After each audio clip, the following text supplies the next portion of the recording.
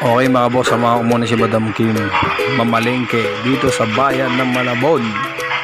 Yan, binili yan panchampurado para bukas. Waiting tayo dito, waiting si Boss Mark, naghihintay at nagbibideo sa likuran niya. Mukhang patapos na siya mga boss, tapos na. Okay, let's go mga boss, dito naman tayo sa bilihan ng manok. Bibili siya ng manok mga boss para sa kanyang sopas.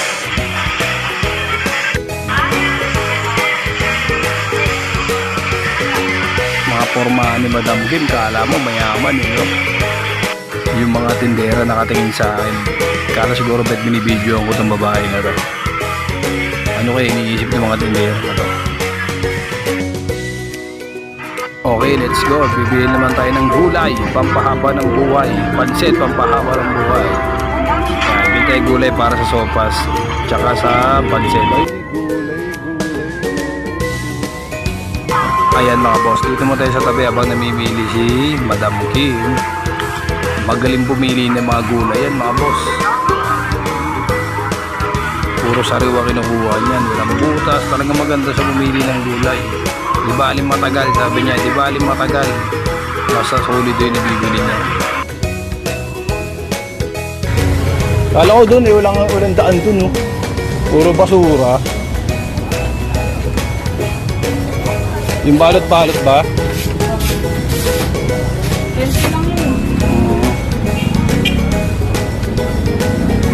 Saan? Ito? Ay nga, 20 oh.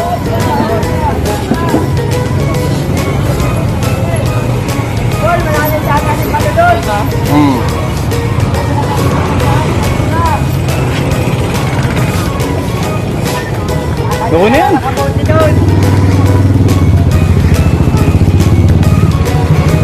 At ito mga boss, huli na yung binili ay asin.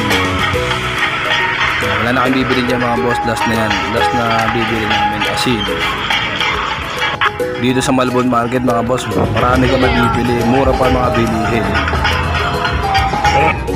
Ito 5 kaya.